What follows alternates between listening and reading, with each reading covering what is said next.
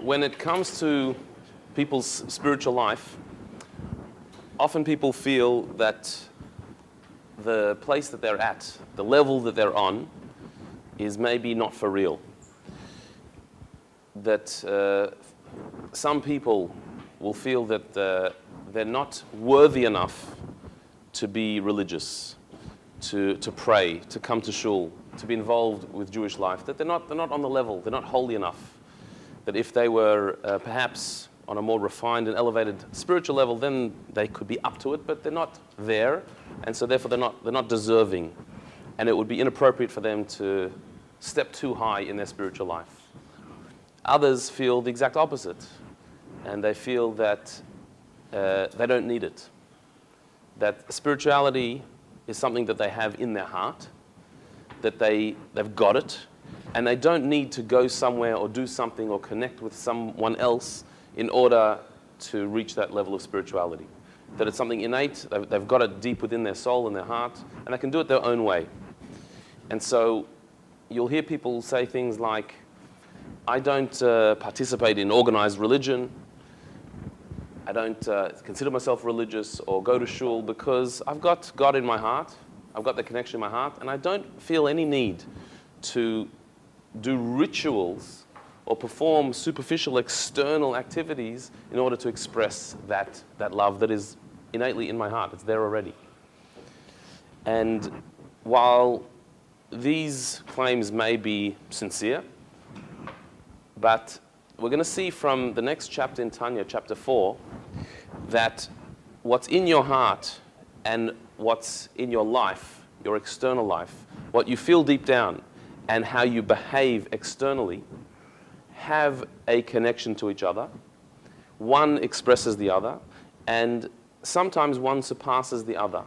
But not always do they meet exactly, and that's okay.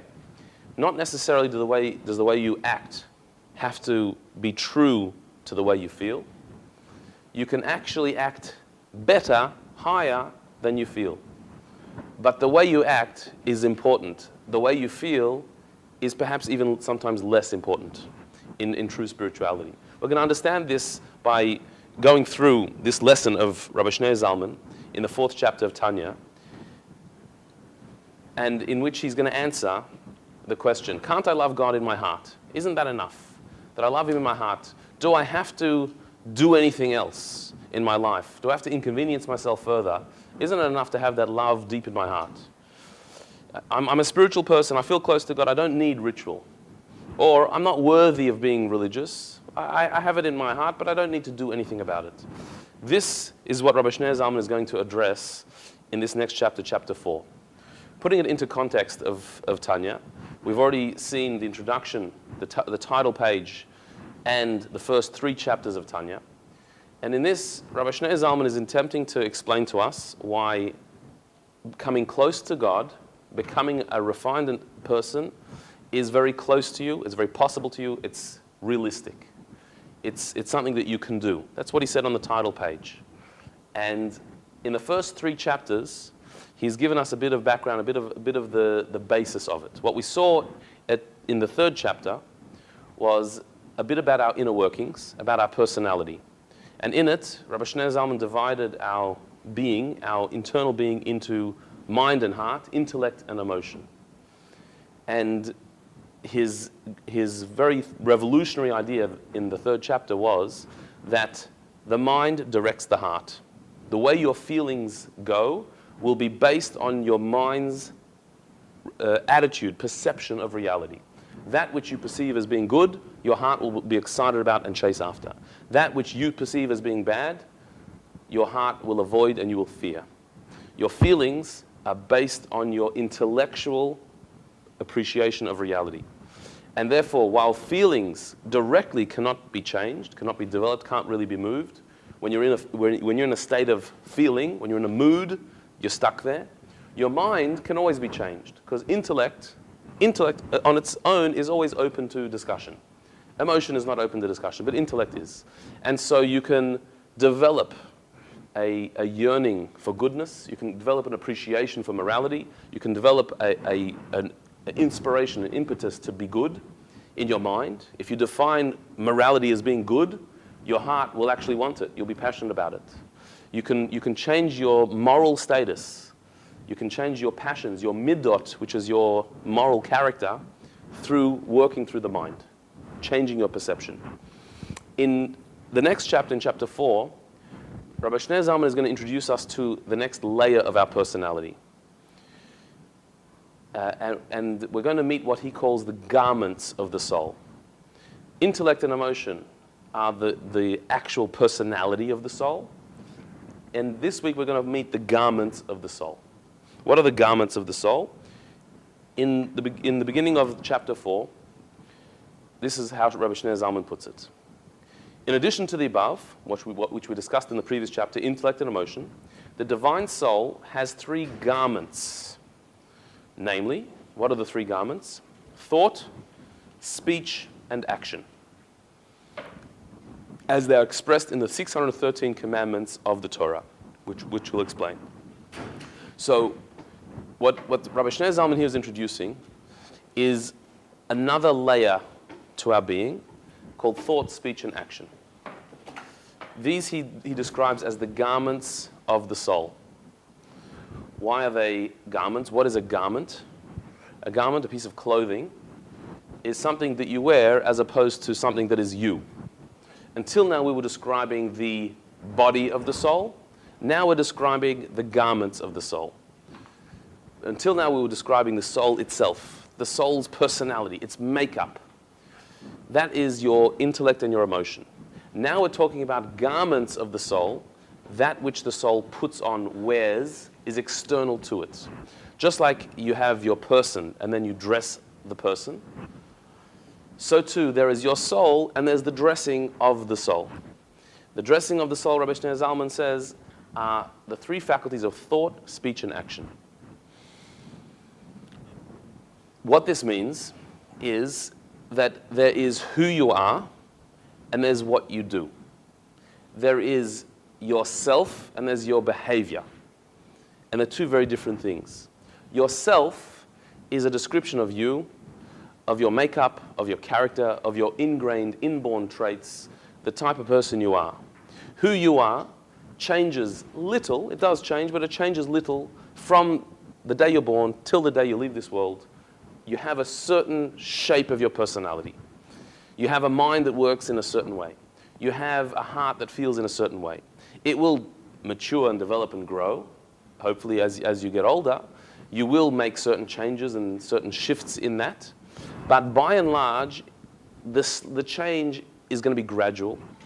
The development is going to be very slow. And there will often be at least somewhat of a resemblance of who you were 10 years ago, 20 years ago, 30 years ago, and who you'll be in 10 years, 20 years, and 30 years from now. There's a passage, a shift. The changes are gradual. This is talking about in your mentality, in your mind, and in your heart, in your feelings. The type of personality you are as a child will mature into an adult, but still a lot of it will remain. The type of perception that you have as a child will stay the same to a great extent. Whether somebody is extremely gifted intellectually or somebody's very strong emotionally, that will remain more or less the same throughout life. You go through stronger times and weaker times. You develop strengths that weren't there. But by and large, the change will be very, very gradual. It won't change from day to day. This is who you are. On the other hand, your garments, the garments change constantly and can change at any time. Just like your clothing, you can change your clothing at any moment. You can decide to wear something different. And each day you can put on a different outfit and a different get-up to look totally different. So too, the garments of the soul are interchangeable. They're not stuck. They're not you. They are what you are doing at a certain time. It's not who you are. It's what you're doing. It's not personality. It's behavior. And that can change constantly. So for example, if a person is generally a person who is not a very deep thinker. Somebody who is not into very deep thoughts is more of a superficial type of thinker. And so if they're going to choose a book to read, it will be a trashy novel. That's what they're going to read. But most likely, they don't read books. They're not really into that in the first place. They're more visual, quicker entertainment. They're not the type to really sit and concentrate and work hard in their mind. That's just not the type of person they are. That's just not the type of intellect they have. That is a description of their intellectual type, intellectual personality. You'll have another person who is very into thoughts, very into philosophy, into depth, always seeking to find new ideas, to challenge their mind, to expand their horizons, and to hear profound thoughts. They get a kick out of it. They enjoy that. You're not going to be able to go to a person who is just not into this type of stuff and bombard them with information to make them interested. They're not interested in that. They have other interests. They have other skills. They have other talents. They may be emotionally very deep, but intellectually not all that deep. They may be great doers, but not great thinkers. That's just how they are. And each person has their own area of expertise, of talent, and some people are not deep thinkers. Others are, and they enjoy the world of thought. That's just the type of person they are. You can't really very quickly change from one to the other.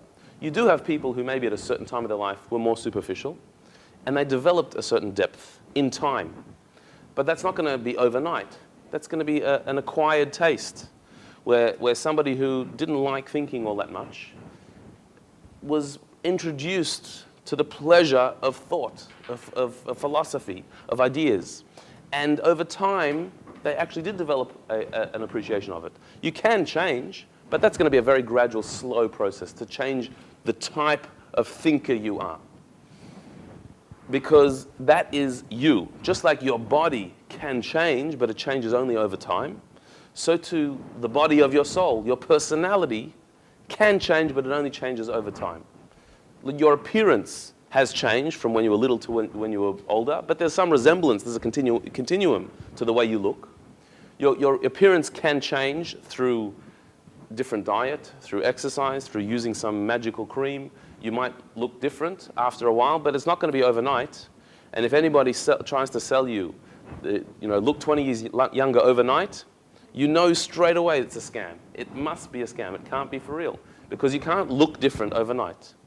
So too, your soul can't change its makeup overnight. It can't become totally different overnight. But over time, it can. And so a superficial thinker could become a deep thinker. But that's going to take a while. That's the makeup of the soul. But the garments of the soul can be changed at will, which means not who you are, but what you are doing. You can take a person who is not a deep thinker and ask them to think deeply. So I want you to just do me a favor. And for the next 20 minutes, I want you to engage with me in a philosophical discussion. And I want you to listen to some ideas, and let's have a bit of a banter on philosophy. I know you're not interested in this. I know this is not your type of thing. I know that you don't have an affinity or interest in it naturally, but as a favor to me, let's be involved in a philosophical discussion. I'll give you some ideas, and you at least think about it. And they can do that for 20 minutes, half an hour, an hour, as long as you want, as long as you can convince them. They can engage in that discussion. They can be a part of it. It's not going to be something that they'll do tomorrow on their own accord, perhaps. But they can involve themselves in this discussion because they're not becoming a philosopher. They're engaging in philosophy. And that's very different.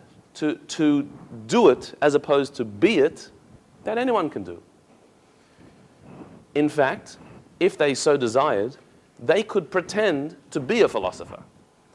You could learn how to sound philosophical, how to sound smart.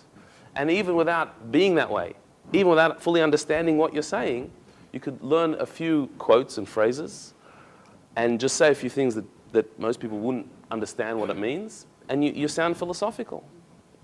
You can play the part. Because that's behavior, that's not personality. That's what you're doing as opposed to what you are being. And that is called a garment. To say something, or to even think something, or to behave in a certain way, to act in a certain way, these are garments of the soul. This is what you're putting on at the moment. This is what you're wearing. This is how you're presenting yourself at a particular time, as opposed to who you actually are. And so that you can change at will. A person who is not philosophical at all can suddenly act, talk, even think like a philosopher for a certain amount of time, and then go back to being who they are. Because it's merely behavior, it is not being. So just like I can put on your jacket, I can also put on your thoughts or your words, or I can act like you. I can imitate you. I can speak, think, or do things that are not me, that are you. That is called a garment of the soul. And so here in chapter 4, Rabbi Shneur Zalman says that our soul, apart from its intellect and emotion, which is like body of the soul, it has garments that it dresses in. Thought, speech, and action, which are the garments of the soul. Now, what's interesting about this idea is we can readily see the division between intellect and emotion on the one hand and speech and action on the other. But thought is a bit more difficult to divide. Intellect is my perception, my attitude, how I see the world. Emotion is my feeling, how I interact with the world, how I feel about the world. That is me. That's my personality, the way I think and the way I feel. Action is what I'm doing at the time. So I might think one way and act differently. That is a capability that we all have. We're all blessed with the ability to think one thing and act totally differently to the way we think. That we know in our mind what we should do, but the way we act is not how we should. Or we believe in our soul very deeply a certain way, but when we act, it doesn't have to be that way. Our actions are very different to ourself. And so I don't believe in this, but I'm doing it. I don't think this is right, but I've done it anyway. We can certainly speak and say things contrary to what we think. One of the amazing abilities of the human being is to have a conversation with somebody with whom we disagree, and we're actually able to switch sides in that argument, to put our minds into the other person's opinion, and to even express the other person's opinion. And this is an important skill. Not everyone has it to the same extent. Some find it very difficult to do that, to actually hear the other person's point of view and verbalize it, to actually think it through like the other person. But we all have the ability to some extent, and it's an amazing ability to have. When you have a disagreement with somebody, when you see something different to the other person, so the best thing that you can do to really get into this debate, into this issue, is to put your mind into the other person's mind, to actually go through their thought process, to argue it for them. And if you're able to do that, so then one of two things is going to happen.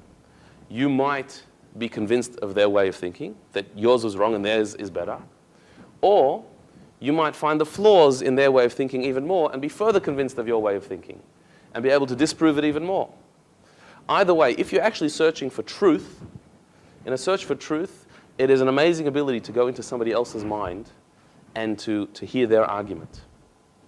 This, by the way, is a very Jewish trait that has been trained and sharpened over the years through Talmudic thinking.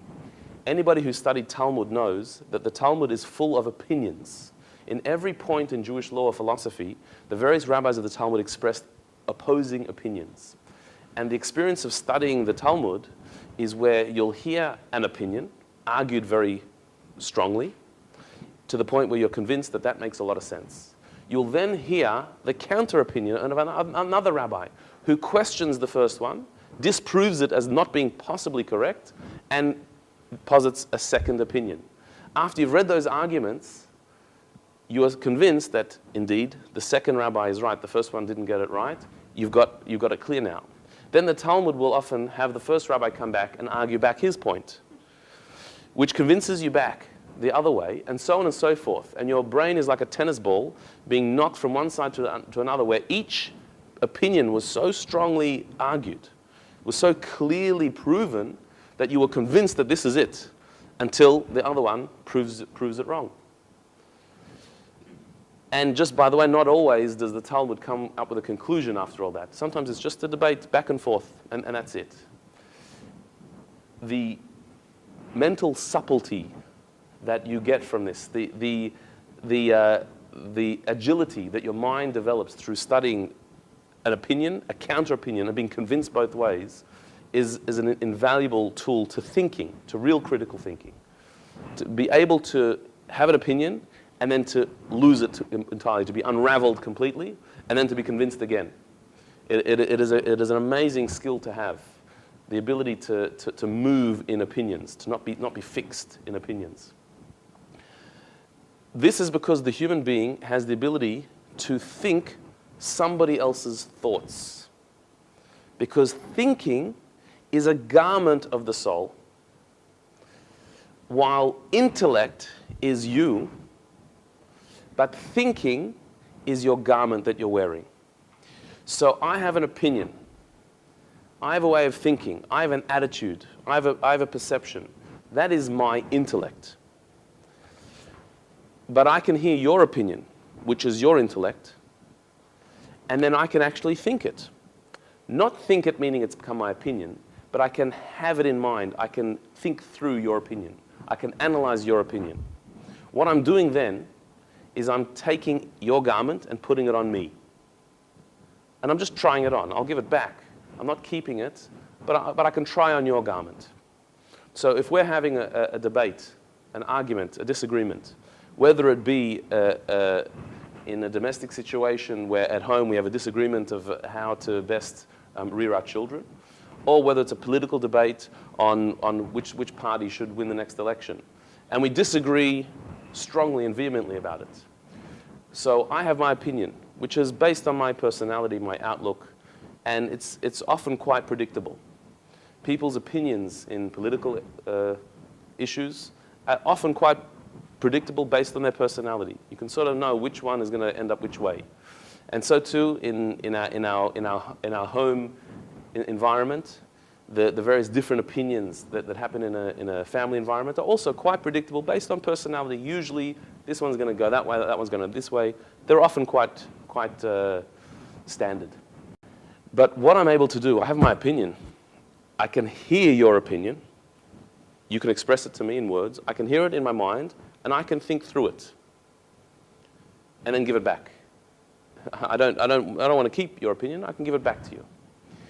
This is the difference between intellect and thought. Intellect is my way of thinking. Thought is what I am thinking at any particular time. Or putting it in slightly different words, you could say that intellect is the hardware and thought is the software. Intellect is the way I'm wired, the way I think. But thought is what I'm thinking at a particular moment, what's being displayed on my screen, what's going through my mind. Therefore, thought is a behavior. It is not your personality. It's something you're doing, it's not what you are. Some of the Hasidic teachers put it this way. I can think 1 + 1 = 3. I can think that. I just did. I said it, and I thought it in my mind, and I put it in your mind. 1 + 1 = 3. It's a thought. I can never understand that. It's not something that my intellect can assimilate, can accept. 1 + 1 = 3. But I can think it. Why not? Your intellect will understand in a certain way. And the way our logic works, 1 + 1 = 2, and there's no three ways about it. But the way your thought process works is you can think about anything. You can think about the impossible. 1 + 1 = 3. Okay, I thought it. I'm not stuck to it. I didn't become it. It's not my opinion. I just thought it. So I can look at somebody else's opinion the same way. I know 1 + 1 = 2. You think it equals 3. I'm happy to think through your way of thinking, but I'm never going to understand it that way. That's thought as opposed to intellect. And so thought is a garment of the soul. It is a behavior as opposed to intellect, which is the personality, the way you look at the world. Any questions on that so far? Intellect is sechel, and thought is machshava.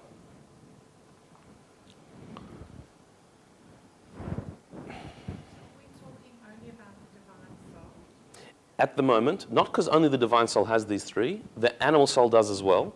But in chapter 4, we're still talking about the structure of the divine soul. But we'll see in the ensuing chapters that the animal soul has an equal and opposite set of features. The intellect, the emotion, and the garments of the soul are mirrored in the animal soul as well. So that's why here he says the examples are when your thought, your speech, or your action, when you're either thinking or saying or doing something that is a mitzvah, a commandment of the Torah, that is the garment of the divine soul being expressed. The divine soul putting on its garments, which are holy garments. But there are garments of the animal soul which are unholy garments, and that we'll see in the ensuing chapters.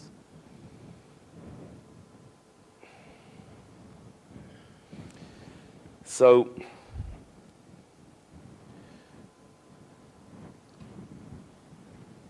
thought, speech, and action are the three garments of the soul. The ability to think is doing something. The ability to say is really doing something. And action is doing something. They are in that order specifically, thought, speech, and action, because they're going from more inner to more outer. Thought is a more internal garment, which is illustrated by the fact that you constantly think. You cannot stop thinking. Anyone who tries to stop thinking, that itself is a thought. When you're thinking, am I thinking or not? Or where you decide, I'm not thinking now, that is a thought. You can't stop the thought process. It's a train of thought that is constant. It's a flow. And so that's because it's a more internal, closer to our soul garment.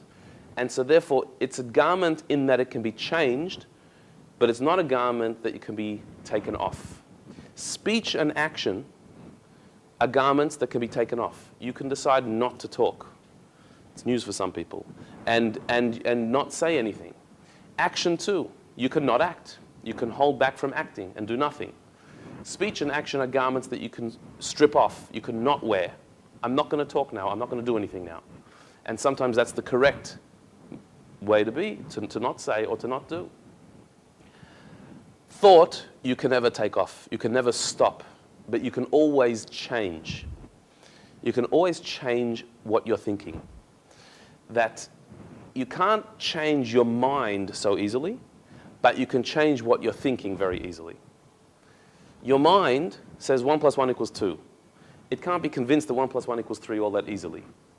And everything else your mind thinks, all your other opinions, you think as strongly as 1 + 1 = 2. Just as obvious as it is 1 + 1 = 2, so too it's obvious that this political party should be elected. And it's also obvious that this is the way that one should live one's life. The way we think is quite stuck. And so you can't change your mind so easily. It can be changed, but that takes a revelation. It takes realization. It takes usually time. But what you're thinking can change at any moment. There is no bound. You're not bound by what you're thinking. You can change your thought. You can switch it for another. You can't stop thinking, but you can stop thinking that and think something else. This is expressed in a very interesting law that in the Torah it says that one is not allowed to think a heretical thought. You're not allowed to think a thought such as that God doesn't exist. It's forbidden to think such a thought. So don't think it. All right? Promise? So I just caused everybody to sin terribly by telling you that you're not supposed to think that God doesn't exist. Such a thought is heretical. So how is it possible to have such a law? I mean, you could almost imagine like a Monty Python scene here. You're not allowed to think that God doesn't exist. So you just did. So what are we going to stone you now? How can you have a commandment not to think something? By giving the commandment, by even saying it, by discussing it, you're already thinking it, and now you've transgressed. So you've ruined it. Or, we're told to think positively, because if you think negative thoughts, so negative things will happen. If you think positive thoughts, positive things will happen. Now, if that's true, if our thinking actually works, like the Yiddish saying of one of the Rebbes, Trach gut wird sein gut. Think good, it will be good. If that's indeed true, so then it's never going to be all that good, because even when we think good thoughts, we do also think bad thoughts, and then we have to overwhelm them with good thoughts. Often when we're thinking good, it's because we thought bad. And so we're thinking good. But we've already thought bad. You can't take that away. So unless you only think good, there's always going to be thinking bad. So how will the thinking good be better than the thinking bad? Or another example. When we pray, so we're not supposed to have distracting thoughts when we pray. We're supposed to focus on our prayers. And anyone who's prayed knows that that is impossible. That any time you pray, thoughts come to your head constantly. There are thoughts popping into your head. And it's almost a hallmark of prayer that distracting thoughts crowd your head. And it's extremely hard to focus. So the idea that you can legislate thought, that you can give rules and laws of what you are and are not allowed to think. You should think this, you shouldn't think that. Don't think heretical thoughts that God doesn't exist. Don't think bad thoughts, only think good thoughts. Don't think distracting thoughts during prayer, only concentrate on the idea that you can have these, a law that says such a thing, seems preposterous. It's just impossible. You can say, try not to think too much about this. Or, make more positive thoughts than negative thoughts. Or push thoughts out of your mind, but to say not to think it, what does that mean? So in Tanya it explains that there's actually two types of thought. There is a thought that is impulsive, and there's a thought that is deliberate. There's a thought that pops into your head, and there's a thought that you entertain in your mind. And they're different.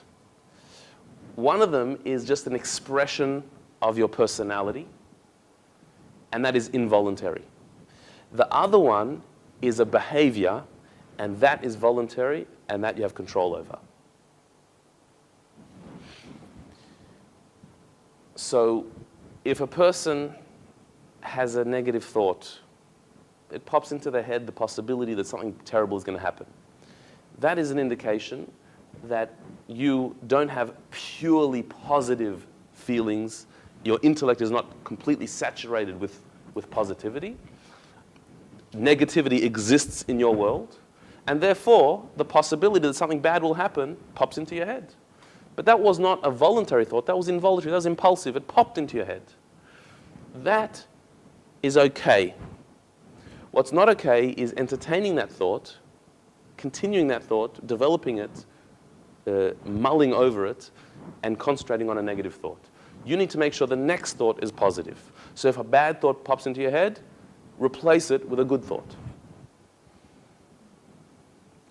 The first thought that popped into your head is not really your behavior, that's your personality, that's who you are.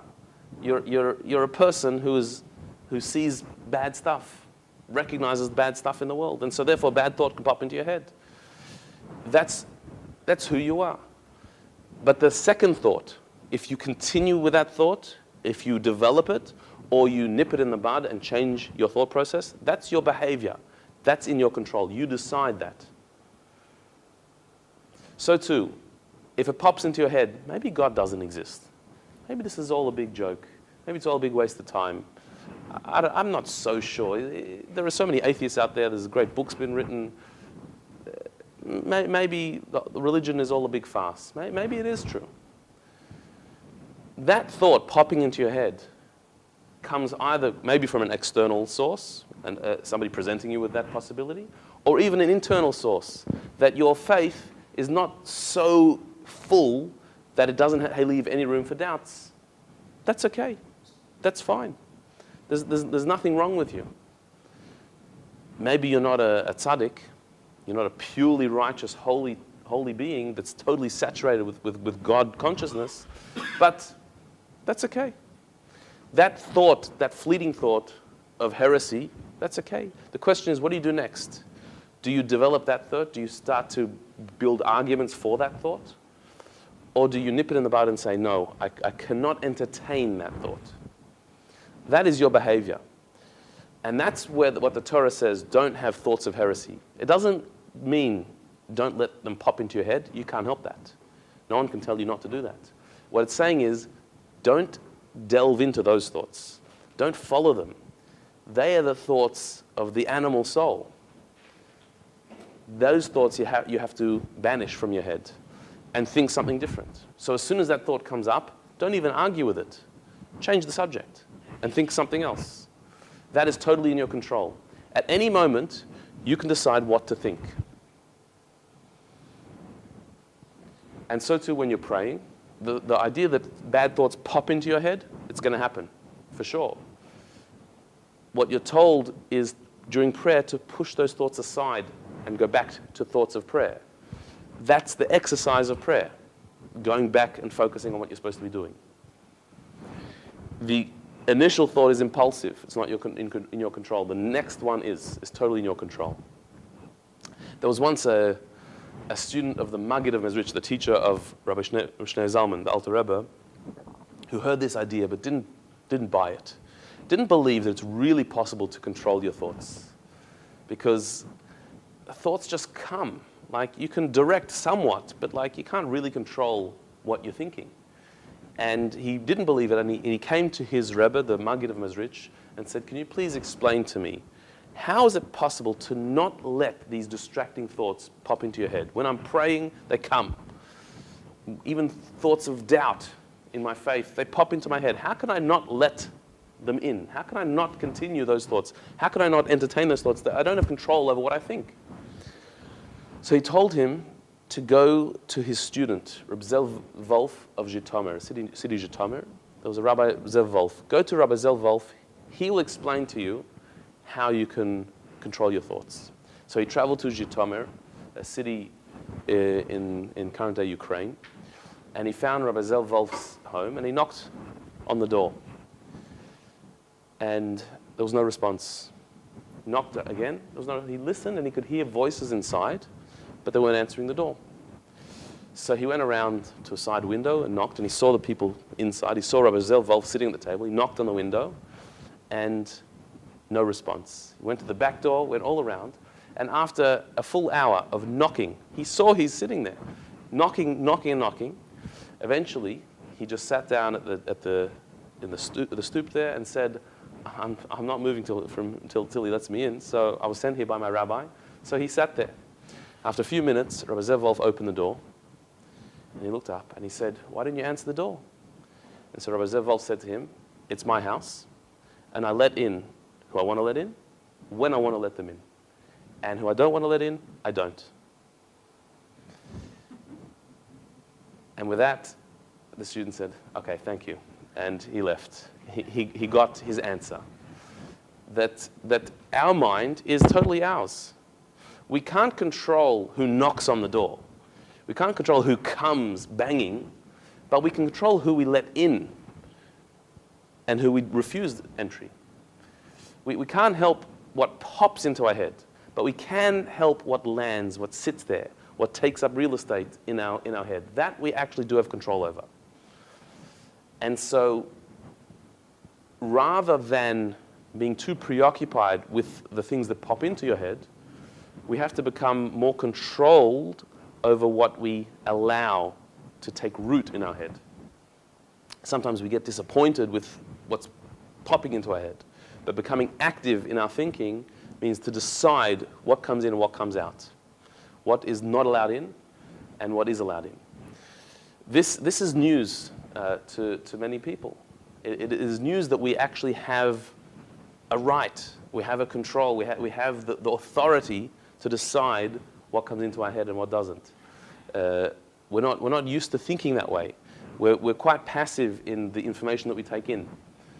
And to actually assert control over thought is a very powerful idea. And so this is thought. If that's true of thought, it's certainly true of speech and certainly true of action. Because thought is closer to our soul and constant. You can't stop it, but you can redirect it. Speech is a step more outward from our soul. It's not as directly connected to soul. The flow is not as constant as thought is. Speech we can therefore control much easier in some ways. But in some ways, again, the idea that you have to actually decide what has to be said and what is not said, what is appropriate to say and what is not appropriate to say. Not everything has to be said. Sometimes one of the most difficult things to do is to not say something when we really want to say it. There's an opportunity sometimes to say a really clever line, but that clever line is going to embarrass somebody. It's going to really put them down, but it's going to be a really good line. And so it's very, very tempting to just say it and get the laugh for it. But is that the right thing? If we would have the chance to think, we would certainly say no. But sometimes at the moment, it's very hard not to say it. Or something that's just not appropriate, the wrong time, wrong place, just not the right thing to say. But it will get a cheap laugh. To zip the mouth at that moment is an extremely important power to not say. And that is in our control because speech is behavior, is what you do. It's not what you are. You're not forced to say it. You didn't have to say that. And so to control and to know what not to say is totally within our hands. Speech is the garment of the soul. And behavior, action, doing, is a further step outward. Thought, speech, and action. Action is even more external to the soul, to actually do something. In fact, to think is constant. To speak is quite cheap and easy. Action is already somewhat of an inconvenience. You have to actually do it. And so it's further from the soul. It takes a little bit more effort. And we can control that. And we can control when we should act and when we shouldn't act. To not act where we're supposed to do something is wrong. To get involved in something and do something that was not the right thing is also wrong. To act appropriately is something that's within our control. But there is a gap.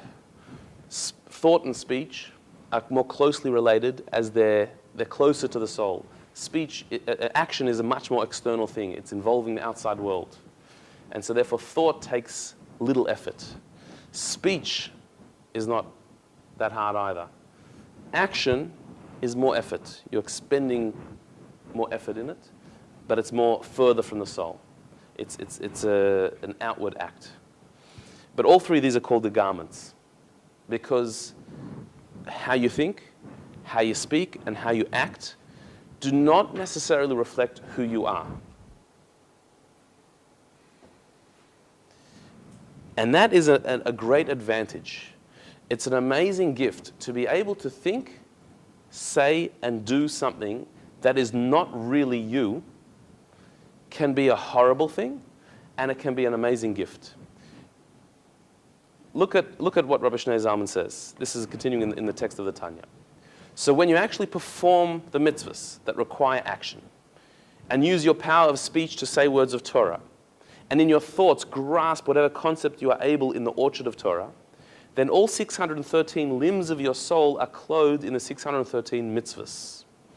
Meaning, when your thought, speech, and action are involved in holy activity, in doing a mitzvah, doing something that's sanctified, that's sacred, that's holy, so your soul is putting on a garment of the divine, of holiness, a divine garment. Because what a mitzvah is what God has asked us to do. That's what a mitzvah is. This is something that Hashem has said, this is what I'd like you to do.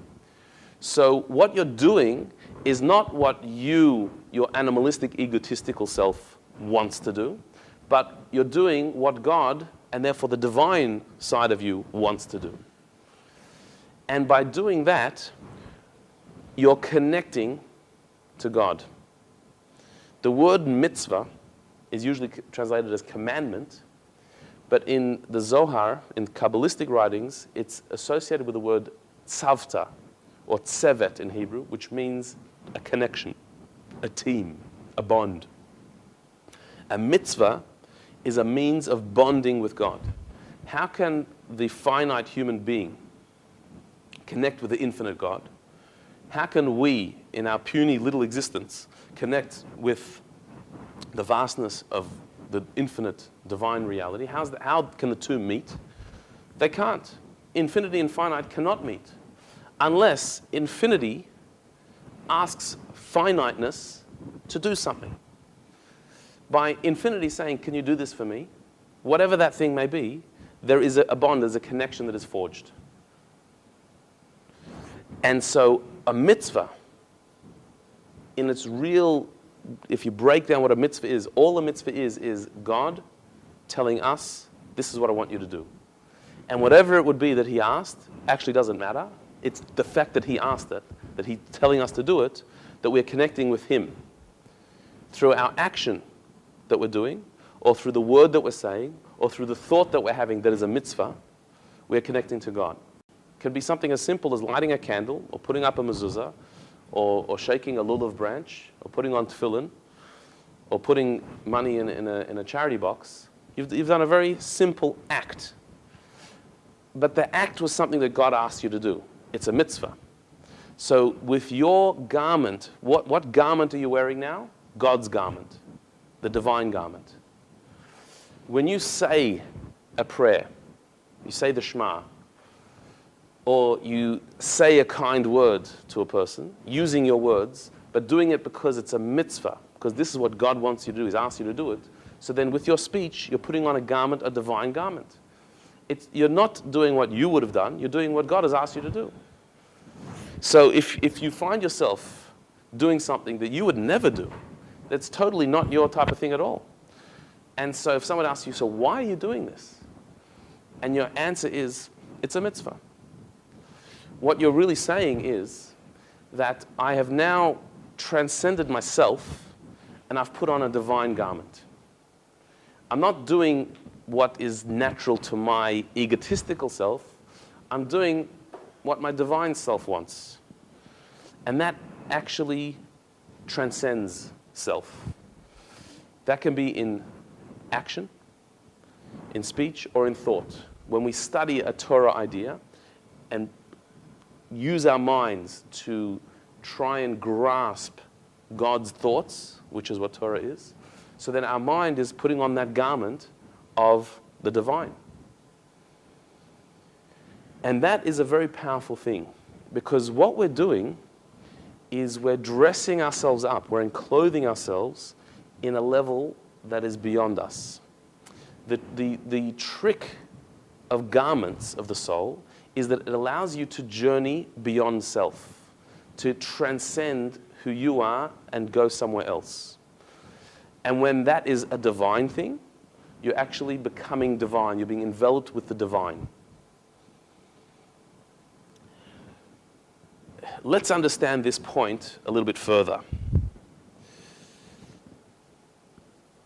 He says here, more specifically, your Chochmah, Bina, and Das are involved in understanding as much as you can of the orchard according to your intellectual capacity and the supernal root of your soul.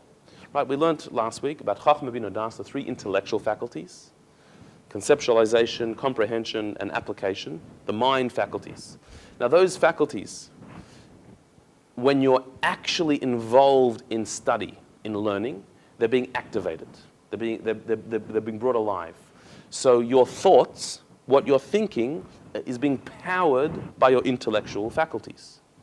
So what in the language of Tanya, you're clothing your intellectual faculties with a particular thought.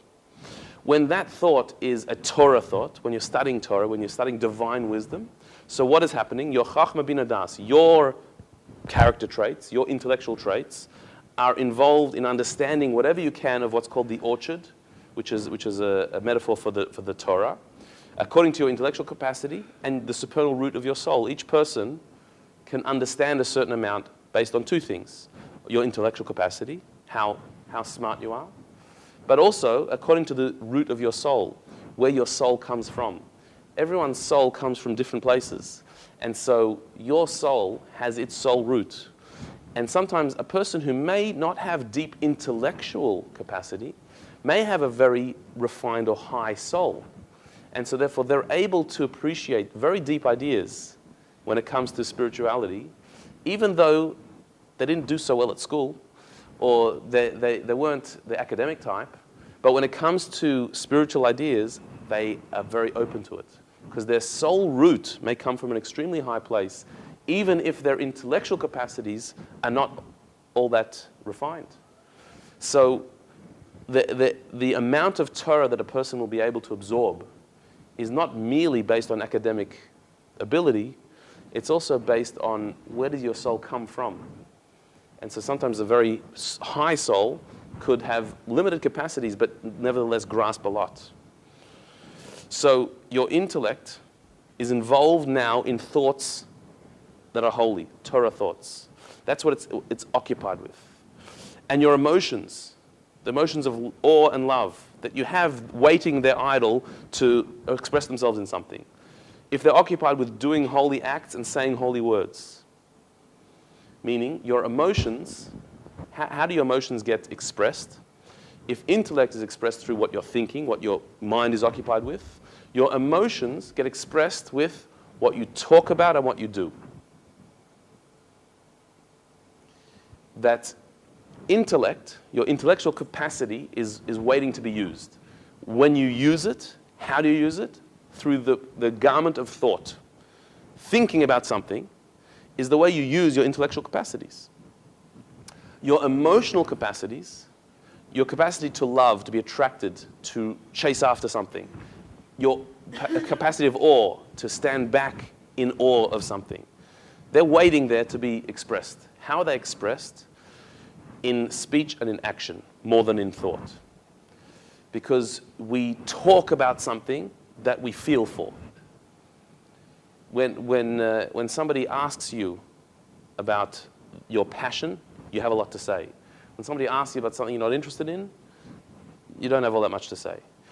Your speech is empowered, is enlivened by emotion. And your actions are enlivened more by emotion than by intellect.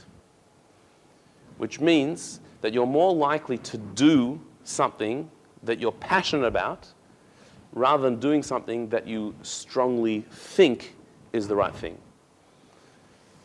You know in your mind is one thing, but until you're passionate in your heart, you're less likely to do.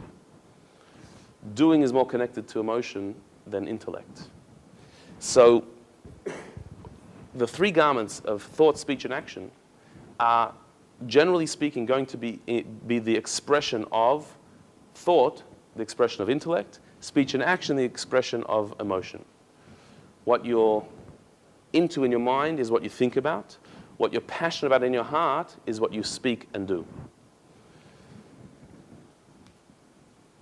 Now, in the example we're using here, if you take your mind and your heart, and rather than expressing them in your worldly excitement, your material passions, if you take the divine wisdom in your mind and engage in Torah thought, if you take the divine attributes in your heart and engage it in a passion to speak holy words, to speak words of kindness, and to do acts that are holy and kind and good, so then your soul, its intellect and emotion, are enclosed in the garments of Torah, of holiness. And something amazing has happened here, that your soul is elevated by the act that you're doing. The garments that you're wearing are actually higher than your soul. The Alter Rebbe is going to explain, and this is the crux of today's chapter. Just to illustrate this, if we look at this guy, what type of guy does he look like? Do you have any impression of this guy? Comedian? Looks Ordinary? Yeah, just a little. Strong? Sorry? Strong. Strong? Is he wild, tame, artistic? Artistic, yeah. Artistic? Casual? Unusual? Zany? Average? Normal? Nothing? This is the same guy in his work clothes. Now, the way he is now, you could see him behaving very differently. Now, he's the same guy, but when he's put on his outfit, you can see he would jump around and make silly noises and do everything that a clown is supposed to do. His whole persona, stance, and facial expression here is completely different to the previous one. Yeah, Absolutely completely. yeah. His expression, But- his expression stance is different. Correct. And that's because there's a certain freedom that his uniform gives him. That when he's got his clown outfit on, then he's able to do silly, weird things that he wouldn't do normally. He wouldn't get away with normally. Partially it's because we, the audience, see him in that outfit and have a certain expectation of him. But that's only a part of the story. The other part of it is that he himself feels differently about himself when he's in that outfit. And there's a certain inhibition that's lost. And he's able to bring out a part of him that would not normally be there. And so our attitude to him is not the whole story. It's also his feeling of himself, of who he is, by the garments that he's put on, by the clothes that he's put on. It makes him into something new. This guy, what does he look? A bit suave. Yeah. Suave? Sophisticated? Professional. Confident? Mm-hmm. Quite tame. Tame? Hmm? Sockless? Right? Casual. This is in his work clothes. And obviously he's in a very different posture and pose. But here he exudes authority. Just because he's got his hat on, he's got his uniform on, he's like, this is somebody who is going to get you where you need to go. You can trust in his skills, in his knowledge, whatever it is. Whereas here he's just Laid back. relaxed and laid back. And so, in this stance, you wouldn't treat him with any particular or different respect to anybody else. He's a respectable person just like anybody else is.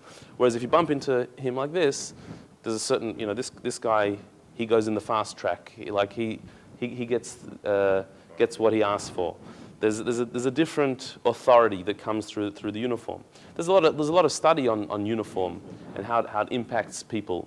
In schools, there's a lot of discussion of how schools that don't have any uniform as opposed to those who do have uniform, and how the behavior changes, the discipline changes, there's a certain respect changes. Also, there's a lot of discussion about people who put on police uniforms and how they behave having that uniform and how they're treated and how they're looked at. The uniform is not just an outfit. It gives the person a different persona. An authority. It takes you to a place where you alone, on your own, are not there. You can't do it. There are also some hilarious stories of people who used uniforms for scams and got away with it amazingly. Somebody put on a military uniform and was able to organize a meeting with the President of the United States just because he had this uniform on and presented himself as a very high military person. And this was several years ago, but it's simply the uniform makes the man. But also on the positive as well. There's a certain behavior you expect of yourself and you draw out of yourself when you're dressed in uniform, and it can bring more out of you. It can make you act more silly, like the clown, or it can make you act more dignified, like this pilot or whatever he is. That the uniform brings out a different side to you. And so the Alter Rebbe says about the garments of the divine soul, that these three garments, although we indeed call them garments, which implies that they're external, they're only garments, it's not you, but when occupied with Torah, are infinitely higher and holier than the soul itself. As the Zohar states, the Torah and the Holy One, blessed be He, are truly one. Meaning, when you put on the garment of Torah, when you think, say, or do a holy act, you're actually elevating the soul to a place that it can't go on its own, to a higher place than itself. You're acting better than yourself, because even though your soul is divine, but the Torah is one with God. Your soul is a part of the divine. The divine soul, we said in chapter 2, is a part of God.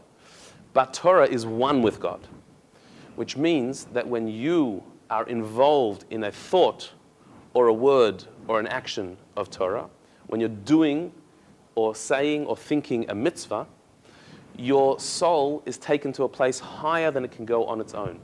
It's becoming enveloped in godliness, in the divine. And that takes you, that lifts you, that elevates you to a place that you can't go without it. Meaning, if you would meditate on the divine, if you would develop in your heart a love for the divine, so that is beautiful, but it's you. When you do a mitzvah, that's even higher because that's God. If a person reaches a higher state of spiritual awareness, so that is a wonderful pursuit, but there's only so far you can go because you're a human, and a human being is limited. And so on your own accord, developing your own spiritual path, finding God in your own heart, you can. But there's only so far you can go, because a human being is a limited being. A mitzvah, on the other hand, is God's suggestion. This is what He said to do. Not what you thought to do, but what He thought and told you to do. And so therefore, when you do a mitzvah, you're surpassing the limitations of the human being. You're doing the divine. You're acting, saying, and thinking the divine. And that's unlimited. And this is Rabbi Shneur Zalman's very resounding point in this chapter, that we have an unbelievable opportunity in mitzvahs to do something that no human on their own could possibly reach. That as high as any person can reach in spiritual awareness is always going to be, there's going to be a ceiling to that, there's going to be a limit to that, being that it's human. A mitzvah is the opportunity to do a divine act which is unlimited, which is infinite. And that doesn't matter who you are. To become very spiritually aware, you have to work very hard and be a very lofty being. To do a mitzvah, anyone can do a mitzvah. That's available. You don't have to be ready for it. You don't have to be on the level. You just have to do it right. And you've done it. You've transcended the limitations of this world by doing a mitzvah. That's the garment. That's the ability of putting on a garment. It's not you. It's God's garment. But by you putting it on, you enter into that role. You become surrounded and enveloped by it. You become a different person. And so the power of a mitzvah is the power to transcend self and become connected with God, a way that cannot be done any other way. So somebody says that I love God in my heart, but rituals, that seems empty to me. I can serve God in my own way. I can find Him in my own way. Yeah, you're right to an extent. You can find Him to an extent. But what you're really finding is self. There's something that's you. You're not transcending self. To connect to Him, it has to be what He asked you to do. No matter what it is, whatever He asked you to do, by doing that, you're connecting to Him. It's a little bit like a husband telling a wife, I love you very deeply. The fact that I do nothing for you in no way reflects my love for you. Because I don't believe that love is about petty things, such as clearing my plate from the table after dinner. That's minor compared to the deep emotion that I have for you. And so the fact that I leave my smelly socks all over the floor for you to pick up, that in no way diminishes the deep love that I have for you. And to be honest, to pick up my socks and put them in the basket, because that's what you asked me to do, to me that belittles our relationship to such a lowly state. It's about socks. It's not about socks. It's about poetry of the soul. It's about a deep emotion of the heart. This is a man that has 8 children. So to such a husband we say, you're in trouble, because having it in the heart, that's not going to help anybody. It's got to be expressed in action. You've got to do something about it. The doing is what she asked you to do, so that's what you've got to do. What you're feeling doesn't help her unless it's expressed in action. So if he then says, okay, fine, I'm going to do for her. And so what does he do? He goes out and buys a dog, which is lovely. It's fantastic. He bought a dog for her. But like, he's the one who likes dogs. She never said she likes dogs, but he bought it for her. That's also not helping. That's just you doing what you like and saying it's for her. That's not going to work either. It has to be expressed in action. Your love has to be expressed in action, but it has to be action that she has asked. Not what you wanted, but what she asked. So if she said, could you do me a favor and just pick up your socks and put them in the laundry basket? When he does that, that is the most romantic expression of love that there could ever be. Just because she asked him to do it. That's what she asked to do. And so it's probably not quite enough, but it's an expression of love because she has asked him to do that. That's what I asked you to do. This is what I said I want from you. And so by him doing it, that expresses love. Now, really, it's not enough just to do it. He has to do it enthusiastically as well. He has to do it with feeling. But it's the doing that matters. If he does it reluctantly, begrudgingly, so that's also not an expression of love.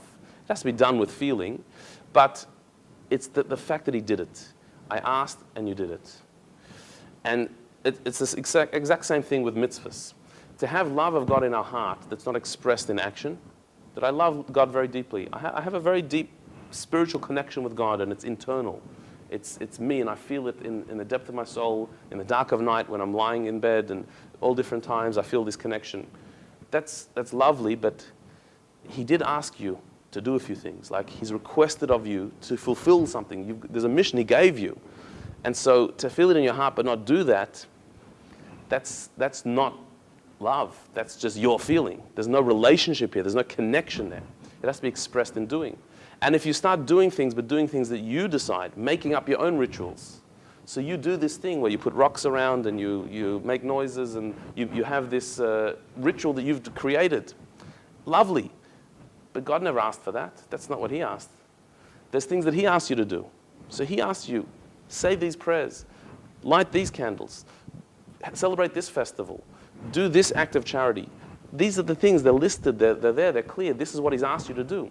The mere fact he's asked you to do it, that's what makes it a mitzvah. Not what it is, but the fact that he asked it. That's what makes it a mitzvah. If it's socks off the floor, that's fine. But it's what he asked.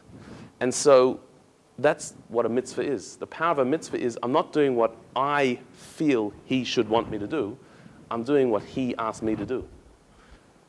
And that makes me even higher. It transcends my soul. It transcends my feeling, my capacities. It's going into the world of the divine. But of course, it's got to be done with feeling. He wants me to do it with my feeling, not reluctantly, not in an empty way. But it's the doing that is more important than the feeling. So if you're doing it up routine? It's better than not doing it. It's better to do it in a routine way than not to do it at all. But of course, that's not the ultimate. The ultimate is to do it with feeling. But you can't say, well, because it's routine, I'm not going to do it at all. You know, like the husband can't say, you know what, my heart is not in picking up my socks today, so I'm leaving them there. Until I feel passionate about my relationship with you enough to lift the socks off the floor, I'm not going to bother. No, you pick it up whether you're in the mood or not. But obviously, to be in the mood, it enhances it. But that's secondary to the doing. So when one does a mitzvah without feeling anything, no passion about it, no excitement about it, it's still a mitzvah. Better than not doing it. Or better than having passion and feeling and doing nothing. But the ultimate is to do it, but to do it with feeling. But to remember that the feeling is only an accessory to the mitzvah. It's not the mitzvah itself. The mitzvah is the doing. And so that's what it means here, that the garments, even though they're garments, they surpass the soul. The garment is our opportunity to do that which is beyond us. And that's the power of doing a mitzvah.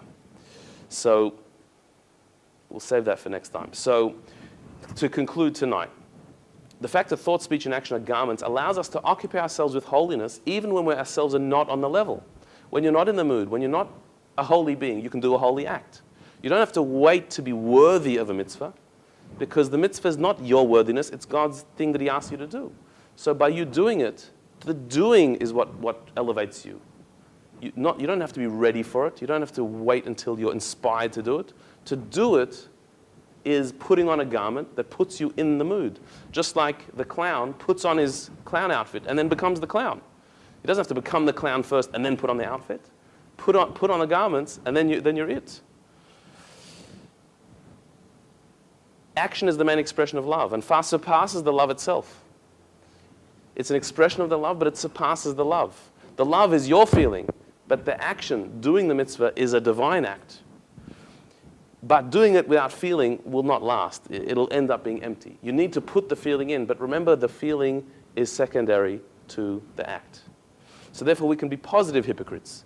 We can do good even when we don't feel like it. We don't have to be up to it to do it. We don't have to be a holy person to do a holy act. You just have to do it. And the doing is greater than the feeling. So what Rabbi Shneur Zalman has done now is he's given us a whole structure of how our soul works. There's who you are and there's what you do. And usually, intuitively, we would say that who you are is more important than what you do. What you do is just circumstantial, what you happen to be doing. But who you are is who you are. Rabbi Shneur Zalman says, yeah, but what you do, depending on what it is that you do, could actually be more important than who you are. It's more important to do good than to be good. Because being good but not doing good doesn't help anybody. But doing good, even if you're not good, even if you're not being it, doing good is still good. In fact, it's even gooder than the good that you be. Because your being is still you, it's human. Your doing is divine, it's a mitzvah. So what you think in your mind, what pops into your mind, that's you. But what you actively think about, that's what your behavior is. That's in your hands. You can decide that.